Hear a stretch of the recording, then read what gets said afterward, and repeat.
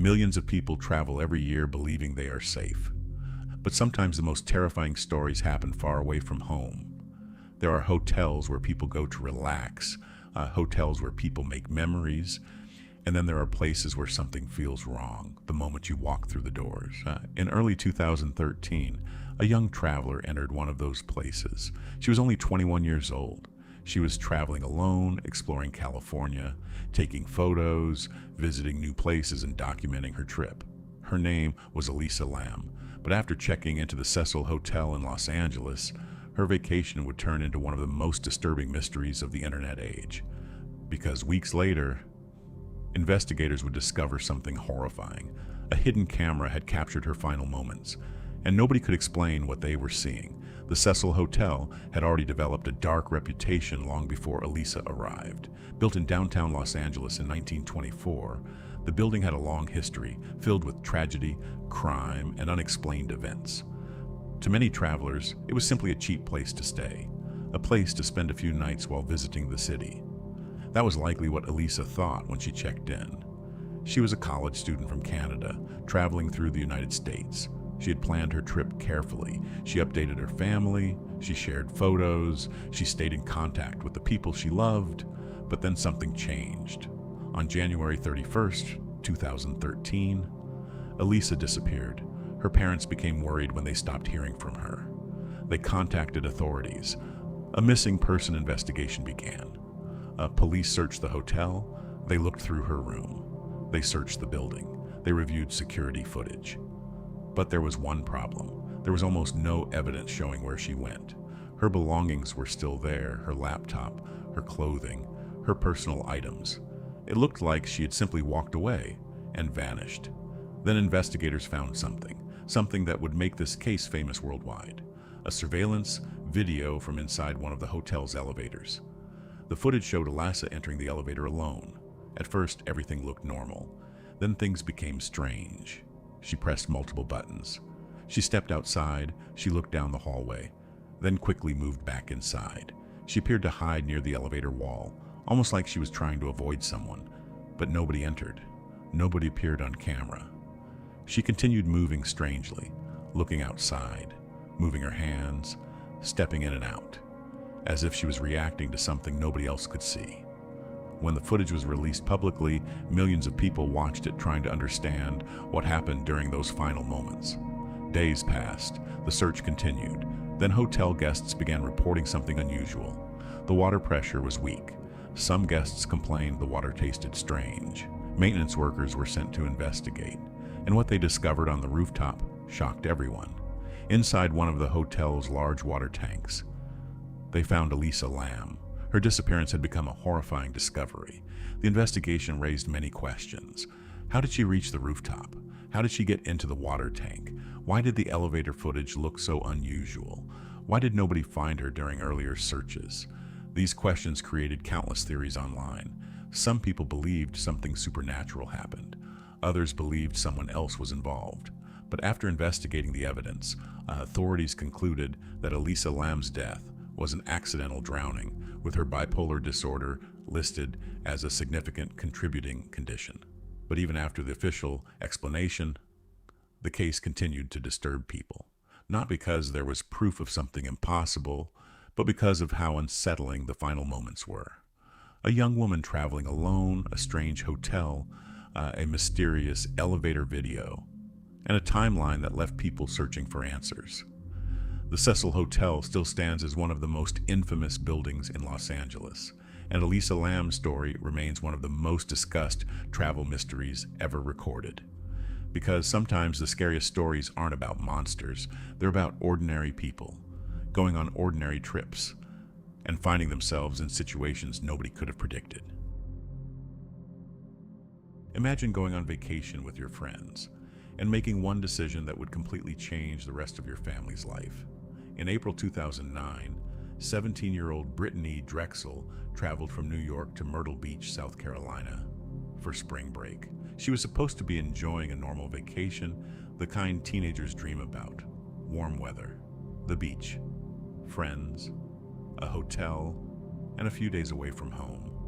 But on the night of April 25th, Brittanee made a decision that would become the last known choice she ever made, and for more than 13 years, her family wouldn't know what happened to her. Brittanee was staying at the Blue Water Resort in Myrtle Beach with friends. At some point during the trip, she decided she wanted to visit a different hotel where some people she knew were staying. It wasn't an unusual decision. She left her hotel alone. That would be the last time her family knew exactly where she was. According to investigators, Brittanee later encountered Angel Cooper Vows and Raymond Moody. They offered her a ride back toward her hotel. What Brittanee didn't know was that she was being lured into a vehicle. According to evidence later presented in federal court, Vows helped persuade Brittanee to get into the vehicle, and Brittanee was ultimately left alone with Moody.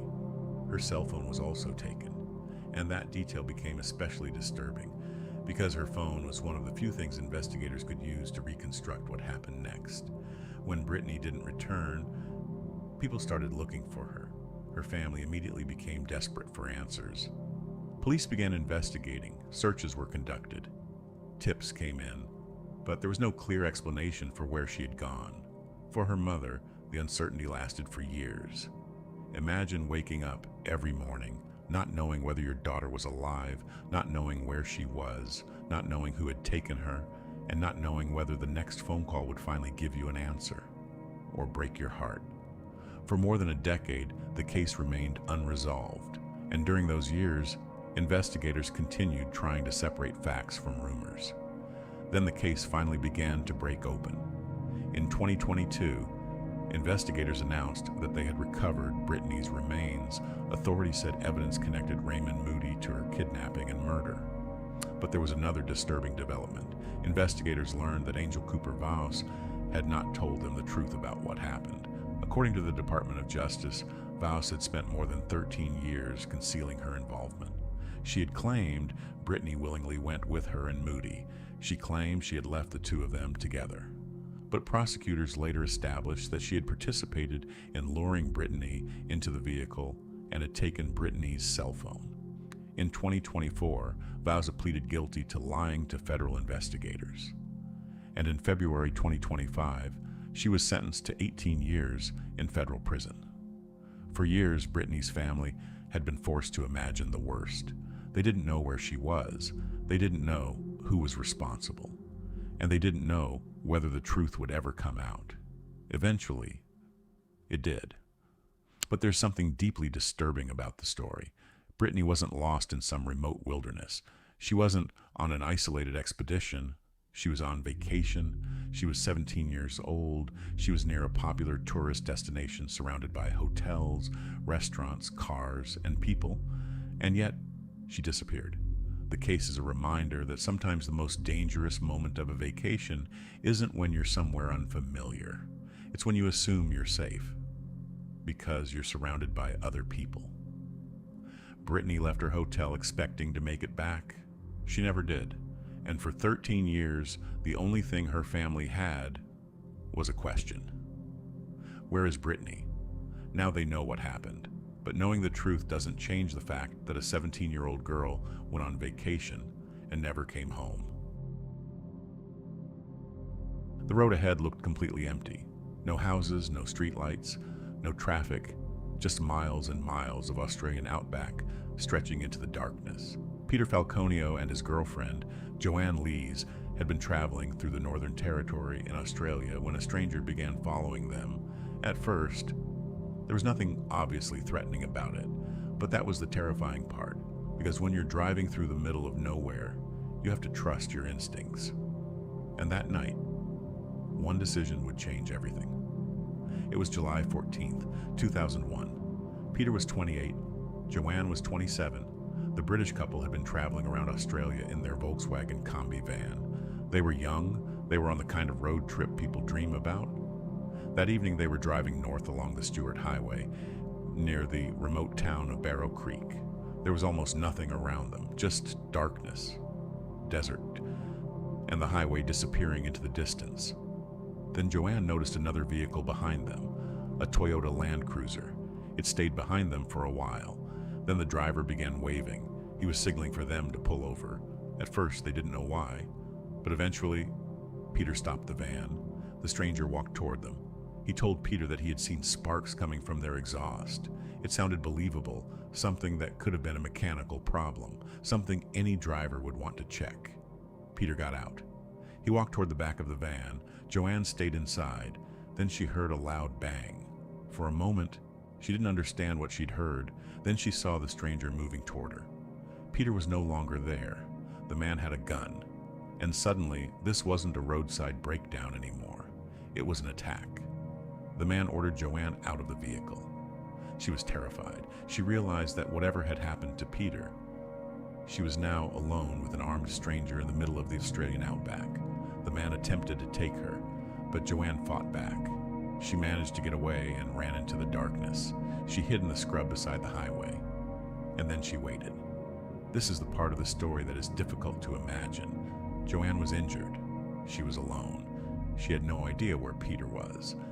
And she had no idea whether the gunman was still looking for her. She stayed hidden for approximately 5 hours. 5 hours in the Australian outback, waiting to find out if the man would come back. Every sound could have been him. Every vehicle could have been the wrong one. She couldn't simply walk down the road. She couldn't assume the attacker had left. So she stayed there, alone, until she finally saw a road train approaching. Joanne ran toward it.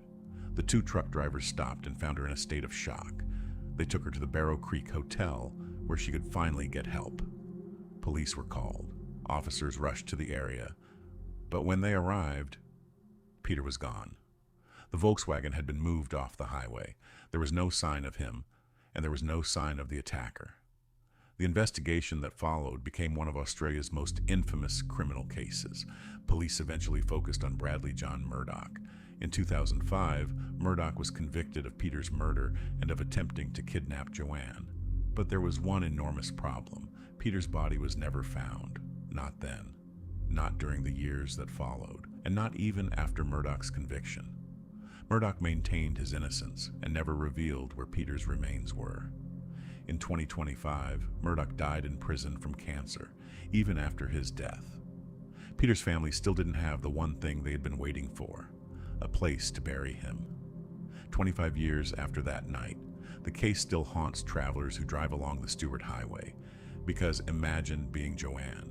You're traveling through Australia with the person you love. You pull over because a stranger says something might be wrong with your vehicle, and within seconds, your entire world changes. Peter never came home. His body has never been recovered, and the exact location where he was left remains unknown. Even today, police continue to hope someone will eventually provide information that leads them to his remains. The most disturbing part isn't that the road was dangerous, it's that nothing about the beginning of that encounter seemed unusual. A stranger waved, he gave them a reason to stop, and Peter trusted him. Sometimes, that's all it takes. One stop, one stranger, one empty stretch of road, and a vacation that was supposed to become a lifetime of memories became the last journey Peter Falconio ever took.